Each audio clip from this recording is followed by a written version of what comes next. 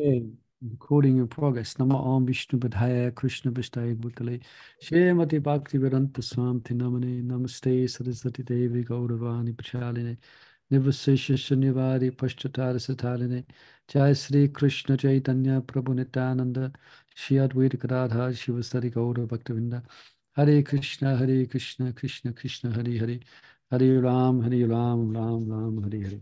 All right, let's see what direction we're going here. So, Avachandravali, we're on page 792, Mhm. if I'm not Bottom, mistaken. at the Yeah. bottom.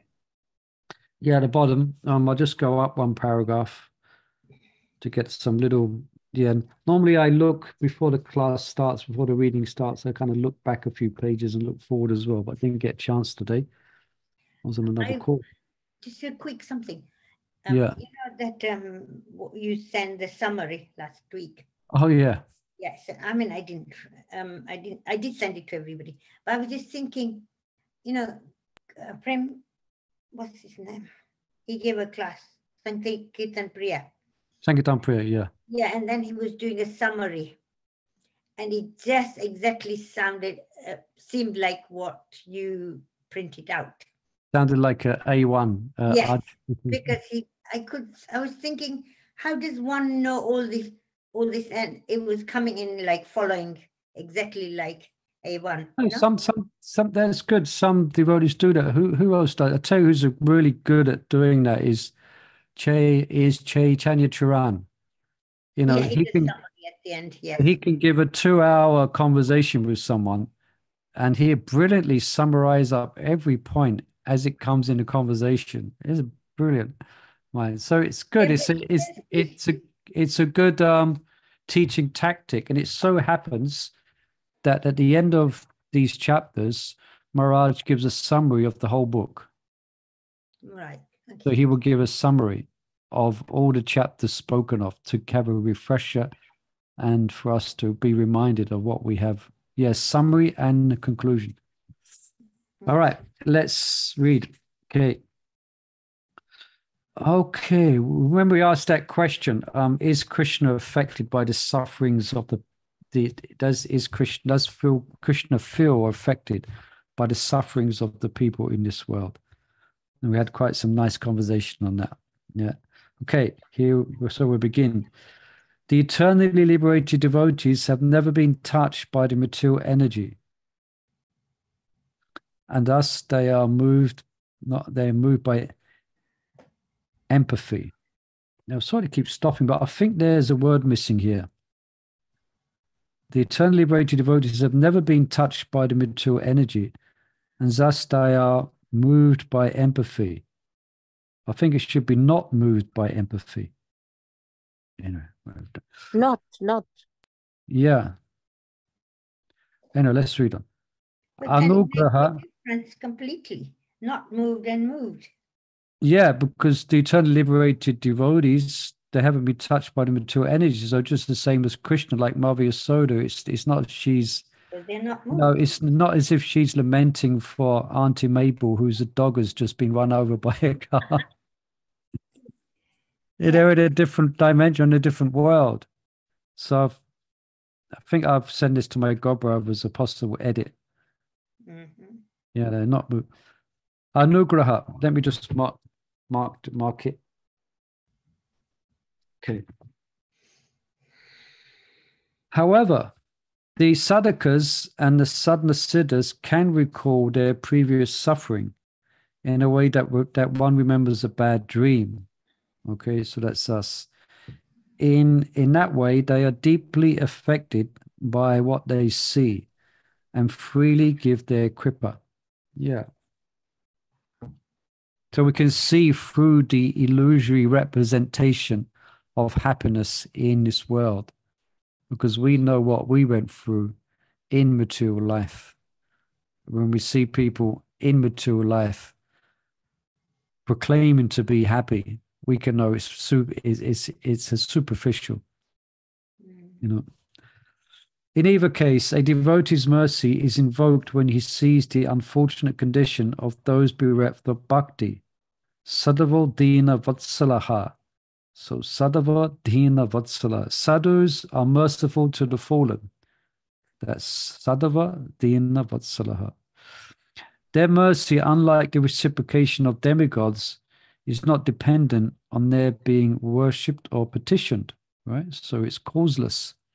Yet devotees will give mercy to those who do not ask. The blessings of a great devotee can also save offenders in the way that Narada nullified the offenses of the two sons of Kuvera. However, in order to be freed of offense, a person must receive a special blessing in a form of, in a form of forgiveness. We're just speaking about that. Yeah. A person must receive, in order to be free of offense, a person must receive the special blessing in the form of forgiveness. In the absence of the special mercy of a sadhu, an offender will not attain devotion, meaning he will not reap the benefit of a great Vaishnava's distribution of mercy. And to get forgiveness, an offender usually has to ask for it, as in the case of Nalakuvera and Manigriva. All right, so devotees don't take offense. But because they don't take offense, it doesn't mean that they cannot be offended. They may not personally take offense, but they may have, just like Jaga and Madai. Nitai didn't really take it personally. He didn't feel begrudgingly against, who is it who hit him with a pot? Jaga or Madai, one of them. Madai. Madai, yeah. Mm. But the persons who offend Vaishnavas, they should beg for forgiveness, otherwise they won't get Krishna's kripa or the devotee's mercy. Let's read it. And to get forgiveness, an offender usually has to ask for it, as in the case of Nalakuvera and Manigriva. Jiva Goswami argues that while Krishna's mercy may address an unlimited number of souls, his devotee can only bless those whom he is conscious. I remember I read forward this last week. I thought, well, this is interesting. So Jiva Goswami, that while Krishna's mercy may address an unlimited number of souls, his devotee can only bless those to whom he is conscious. After his father had been killed by the Lord, little Prahlad was seen by the demigods as the only one qualified to pacify angry Nrsingadev. Thus the boy offered beautiful prayers to the Lord, in which he expressed the welfare of non-devotees, saying, okay, this is a favorite verse of mine. It's a verse which is good for those who live in central London. Or, so Prahlad prays, my dear Lord Nrsingadev, I see there are many saintly persons indeed, but they are interested only in their own deliverance, not caring for the big cities and towns. They go to Mayapur or Vrindavan with... No, sorry, I changed that. Not caring for the big cities and towns, they go to the Himalayas or the forest to meditate with vows of silence, Maunavrata. They are not interested in delivering others. They're simply going to different festivals in India. No, sorry, I'm joking around. They're not interested in delivering others. As for me, however, I do not wish to be liberated alone, leaving aside all these poor fools and rascals. I know that without Krishna consciousness, without taking shelter of your lotus feet, one cannot be happy. Therefore, I wish to bring them back to the shelter of your lotus feet, unquote. Okay, in the above verse, Sri Prahlad expresses a desire to give his mercy to all conditioned souls. And yet we see that everyone did not become liberated. Why is that? Because Prahlad's blessings was effective for the people he was able to think of, but not for others. And since the boy could not possibly think of the unlimited living entities of the universe, only those whom he had seen or heard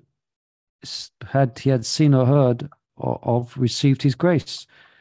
This conclusion is drawn from the use of the negated pronoun naitan, not these, which refers solely to the objects or people close by. Any comments or questions about this? I always think that you know, when you're praying, you pray for all living conditions, moving and not moving, you know, so Yeah, that this is you don't know, you know, you have few in your mind that somebody has said, oh, pray for me, pray this, that. But when you go into like a broader aspect, then it can, that includes everybody that you don't know. yeah, but it seems that it's also brought up here that those particular jivas who the liberated souls or the great souls come in contact with, then they have a definitely they can definitely receive kripa and mercy.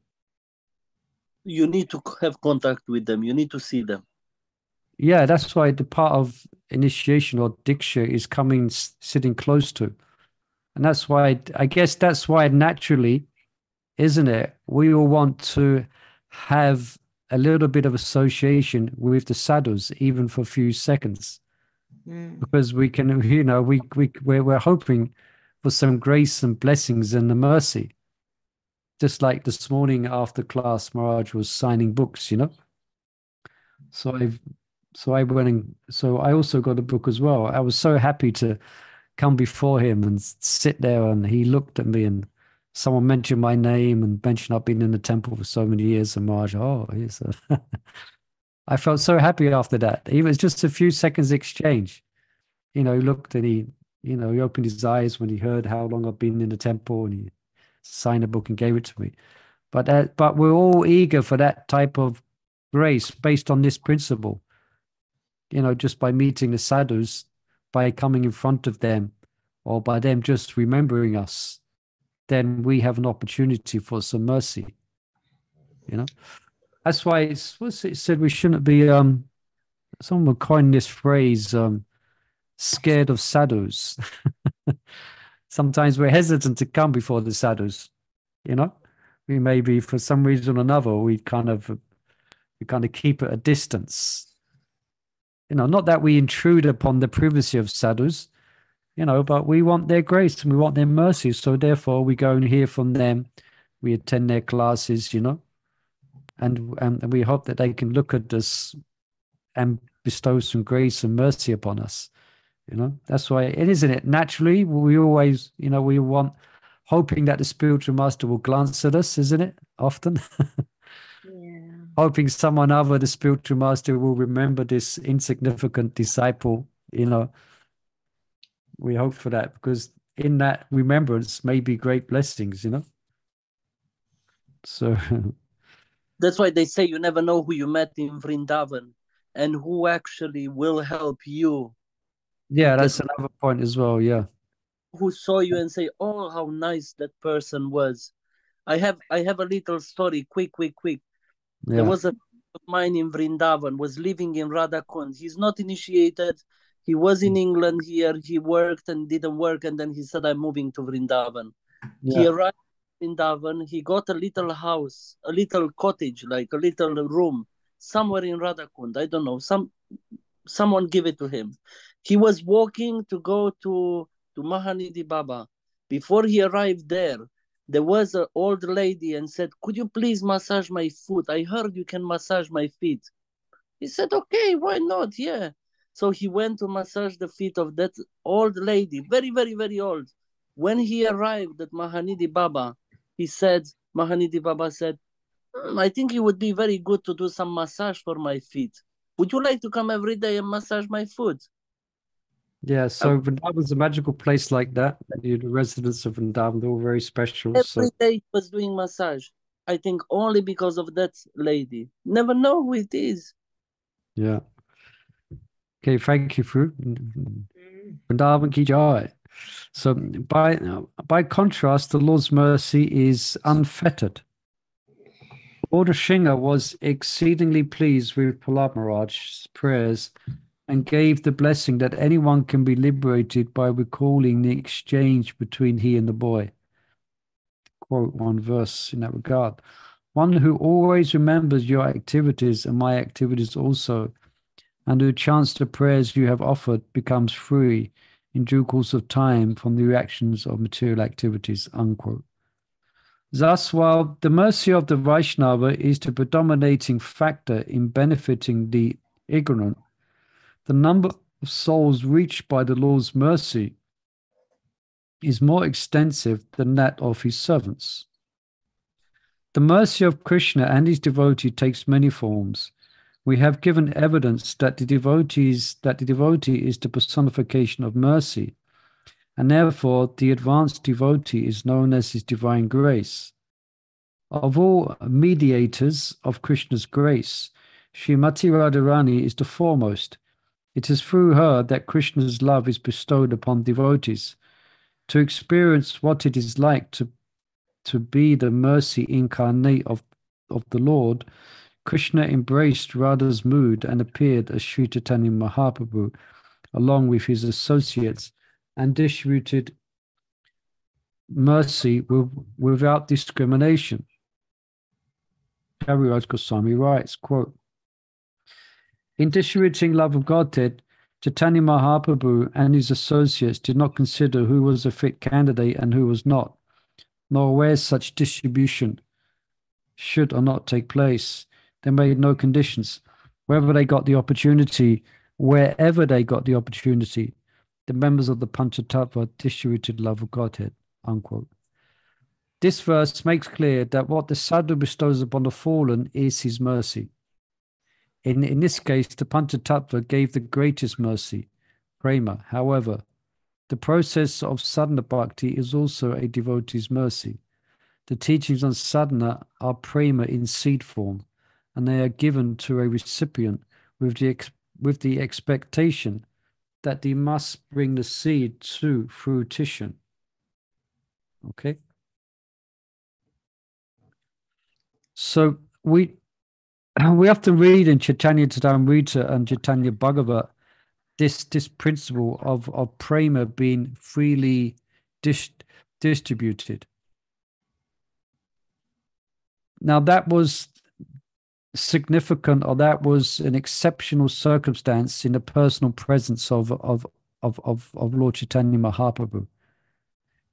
We may not have that experience of falling in the ground and developing astasatvika bhava and fainting away just by being in kirtan. But that's what would often happen when in Lord Chaitanya's personal presence.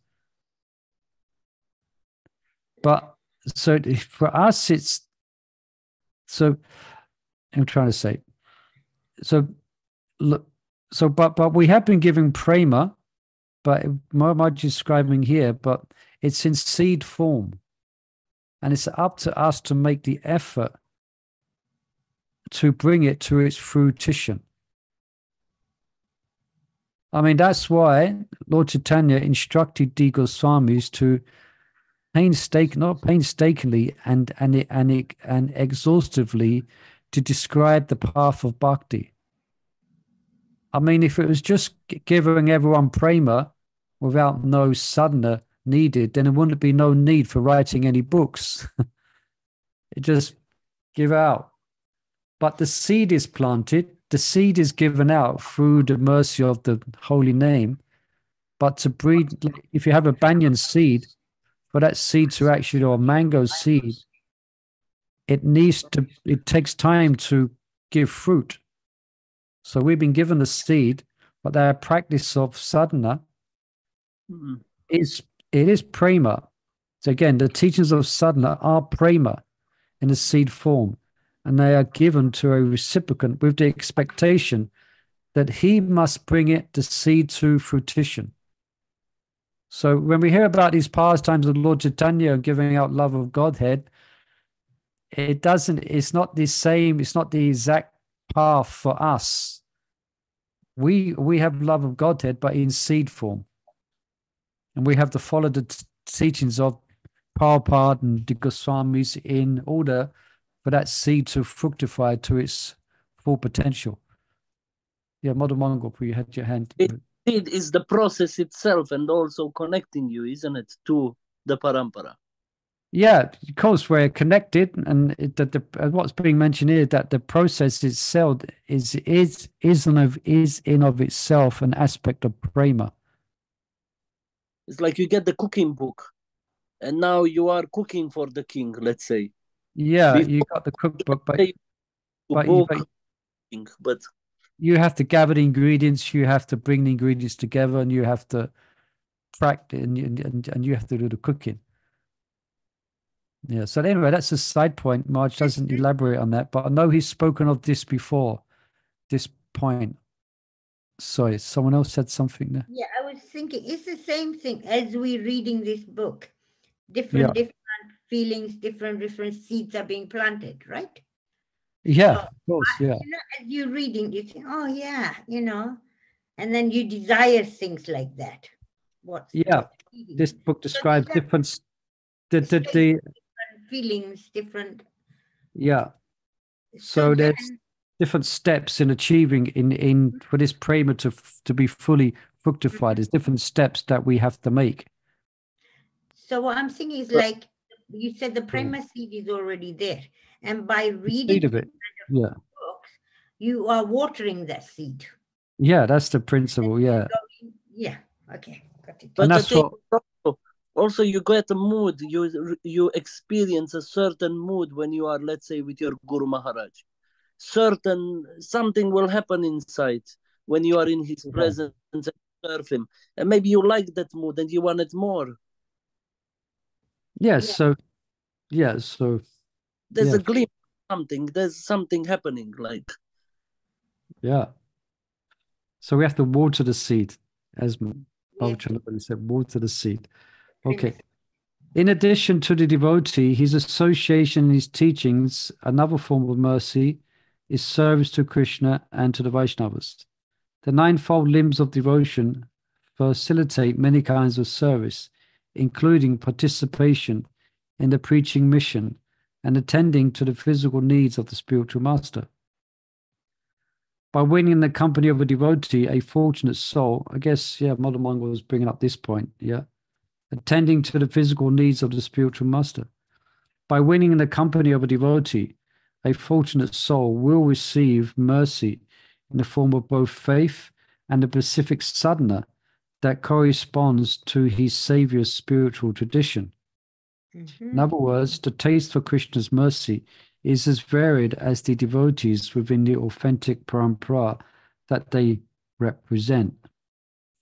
Okay. The preceding sections have mostly emphasized giving mercy to the non-devotee, which is beautifully summarized by King Mutukunda's words, quote, "When the material life of a wandering soul has ceased, O Acyuta, he may attain the association of your devotees. And when he associates with them, there awakens in him devotion unto you, who are the goal of the devotees and the Lord of all causes and their effects." Okay, nice, sir. Unquote. The ultimate mercy upon a sadhaka is to be blessed with a spiritual body corresponding to the mood he cultivated during his years of practice. Okay. So corresponding to the mood he cultivated during his years of practice. So that's Raganuga 7. Yeah. Meditating upon the resonance of... I have a question on that. Yeah. You know, you were saying that by practicing, you try and meditate on Brajbasis, and you kind of pick, you sort of have one that you really are keen on. And it could have been like that, yeah. I'm putting it in a really like a professional way. And then you kind of follow and you start feeling that you'd like to do these kind of services as well. And also you said that you should not imitate them, right? Yeah. So what I'm saying is, when you desiring to be doing that kind of services, are you imitating, or are you just desiring to be their servant or do that kind of service? We're just appreciating. We're just observers. We're just observers, and we're appreciating. And we shouldn't get. We shouldn't run faster than what we should. We should. Yeah. We should. What you're speaking of is very, very advanced stages of bhajan, where things may become revealed to us to a sadhaka. But really, we want to appreciate. We are slow, kind of we hear and we appreciate the mood, and therefore we meditate upon the mood. As far as specific services and desiring specific services, that's something that's more. We may have external kind of. We may externally wish that type of thing, but it may not be the real. It cannot try. It may not be what this. We shouldn't, like we read prayers of Narottam Das Thakur, and he's hankering, for instance, to offer tumbler to the divine couple and to fan them. Yeah, that means we should be careful that we're not imposing meditations which we're not qualified for. Yeah. Better we just hear about and we're inspired. Better at our stage, we don't desire, I really would like to, offer this to Radharani. I mean, it's nice, but I would say at our stage, it may be more a sentiment than the real thing. You know what I mean? So we want to be a little bit careful that we're just appreciating. Like we hear about the mood of Madhya Soda, and we hear about how much love and affection she has for Krishna. We hear about how much love and affection the cowherd girls have, or the servants, and how much they're affectionate to and that inspires us. But we don't try to impose a specific service that we're doing. No. Those things are given. Those things are not, that is not up to us to go towards it. It has to be, it will be revealed to us. And even that, then we will get confirmation. We will want to get confirmation from the devotees, I don't know if that answered your question. Because I was more thinking about not to imitate. That word I wanted to understand. Yeah, we don't, because that's what sahajas do. Yeah. They take it very cheaply, and they imagine this and they imagine that. But no, these things are given. These things are given by grace and mercy is what we speak. But what we can do is we can hear about. Yeah. We can appreciate their mood. Yeah. Appreciate the mood of the residents of Vrindavan, and we can read it in the Krishna book, how they're serving Krishna, how much they're spontaneously attracted to Krishna, and how they're always thinking of Krishna. The cowherd boy is always waiting for Krishna to come out in the morning. Then when Krishna leaves, then the residents who stay behind, they're in anxiety. Then they're waiting for Krishna to come back. And then they see the dust in the distance, and they hear the cows, and they go and they see Krishna coming back. And they're in a really excited, ecstatic mood. So we can meditate upon that, like that as we're reading. And these things may, if we're blessed, they may come to mind when we're chanting. Yeah, they may come to mind. Prabhu, can I just ask quickly? Is it like you can get attracted to? Is that okay? You can get attracted to. You can get attracted to some pastimes. Yeah, it can do. Yeah, that's the idea. Yeah. That we become attracted. When you are attracted, it doesn't mean you are imitating. Yeah, that's too different. Yeah, thank you. It's a good point. Yeah, so thank you, Mother Nidamata. So we're attracted, but we're not imagining ourselves to be. We're just attracted to it, wonderful pastime. But we don't start getting carried away, or let me imagine myself, with Krishna, and no, we don't want to, we don't want to go there. Yeah, I like that word, attracted. I was compared with imitation, So. Yeah, like when Narottam Das starts hankering for specific services, that's because his constitutional position has been revealed, and he's hankering to be reinstated in that position. Yeah. So that's the same as Rati Manjari, or same as Raghunath Das Goswami. These things are revealed, but he's not in that place. So he's left to hanker for that specific service, which is his eternal relationship with Radha and Krishna. So that we don't want to imitate. No. We are appreciators, we are observers, and we are appreciators. Yeah. You know where the question was coming from straight away, and I just wanted to understand it. Yeah. I think Marge just speak about that. That's what I've earlier on, like all our prayers that we say are one of asking for. It's not one of participation. Mm. It's asking for, it's hankering for. It's not one of taking part in, you know. Yeah. But then you got examples, as I said, of devotees who are where their spiritual siddha deha has somewhat been revealed. And then they really hanker for that. So that you'll read about in the prayers of Bhaktivinoda Thakur, Norton Das Thakur, and others as well. Yeah. Better not read that, otherwise you'll be asking even more questions. No, fine. Yeah. Okay. All right. So, yeah. So the ultimate mercy upon a sadhaka is to be blessed with a spiritual body corresponding to the mood he cultivated during his years of practice. So we should mood cultivated. In the previous chapter, we have described an advanced devotee's eligibility for bhava, his crystal clear vision of the path leading there.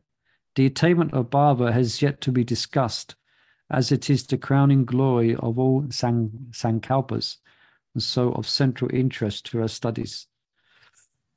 In the following sections, we shall turn our attention to how the Lord and his associates give mercy to devotees, and especially to the sadhaka eager for bhava.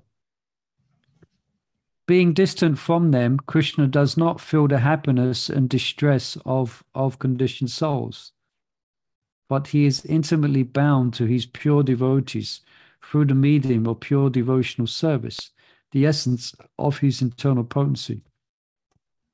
Bhakti in the heart of the Lord and in the heart of the devotee, and bhakti is in the heart of the Lord and in the heart of the devotee, and bhakti brings the two together in a way that they appear to share one heart. Thus, whatever the devotee feels is felt by the Lord and vice versa. In this way, a devotee is the recipient of the Lord's grace, and incredibly, the Lord feels himself an object of his devotee's mercy. When Gopal arrived in Vaikuntha, he was greeted by his Lord, whose affectionate words repeatedly indicated that he felt himself blessed. I think we're reading that at the moment, isn't it? Just read that. By the presence of his devotee. Yeah. Lord Narayan first said, I am most fortunate to meet you here. Unquote.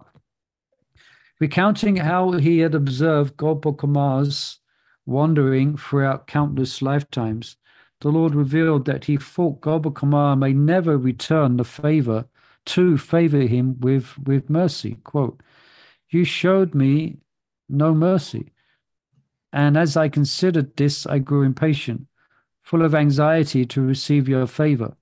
So I transgressed my eternal code of conduct and arranged for you to take your current birth. Unquote. In this verse, we find two references to mercy. The Lord considered Gopal escapades acts of mercilessness, akripam, and yet hoping against hope, he remained in anxiety that one day the boy would grace him, anugraha. Reading Lord Narayan's address, it is hard not to be moved by his extreme humility. In the following verse, Krishna reveals to Uddhava how, like Lord Narayan, he is eager for the mercy of his pure devotees. And as we will see, Krishna expresses even greater modesty than his expansion. Lord Narayan, the Lord says, quote, with the dust of my devotees' lotus feet, I desire to purify the material worlds, which are situated within me. Thus I always follow the footsteps of my pure devotees, who are free from all personal desire, wrapped in thought of my pastimes, peaceful, without any feelings of enmity. All right, so we were discussing before we opened up today. Feeling enmity is mentioned here. Devotees call it thought, they're peaceful, without any feelings of enmity. and of equal disposition everywhere. So this is devotee. Yeah, equally disposed, doesn't feel enmity for anyone. Unquote. In this verse, Krishna always shows his humility by thinking of himself as a devotee of his devotees. Let's check the time. A couple of minutes left.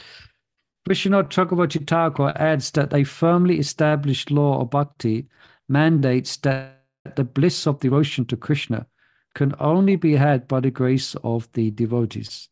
Therefore, Krishna also wants to taste that bliss by being the object of his devotees' mercy. Sripad Madhavacharya adds a caveat. While Krishna walks behind his devotees, the dust of his feet is swept forward and gives his mercy to them.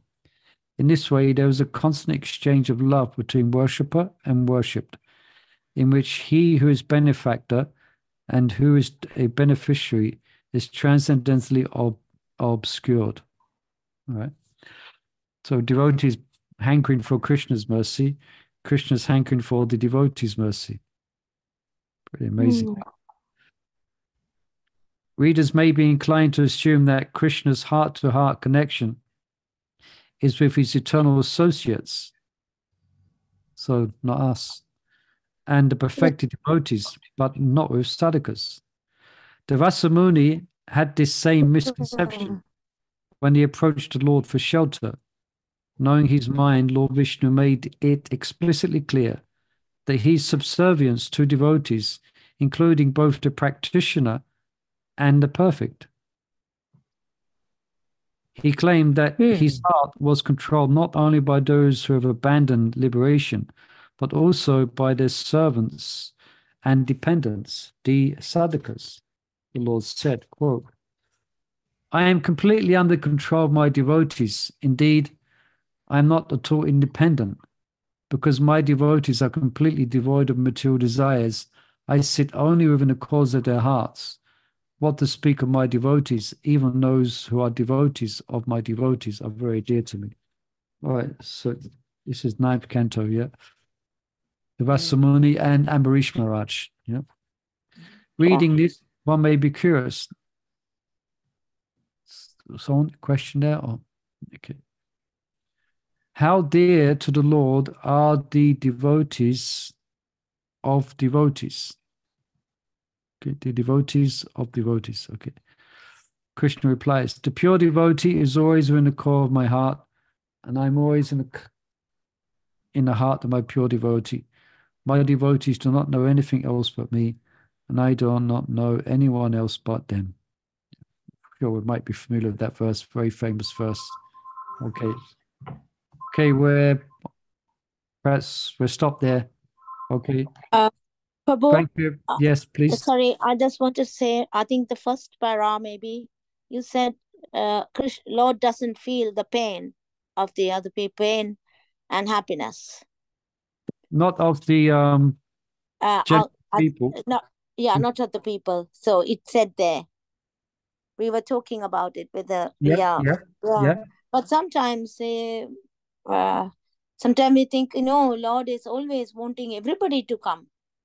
So if he doesn't feel that pain, why he wants everybody to come? Yes, so objectively, Krishna is very, very merciful. Oh, yeah. Therefore, he knows the jivas are suffering in the world. So that's why he brings his pastimes to the material world. That's why he sends his devotees. That's why there is a dislipic succession. Yeah. So to give persons the opportunity, but as far as subjectively, as I mentioned, like subjectively, it's not as if Krishna feels for the grandmother whose dog has just been run over.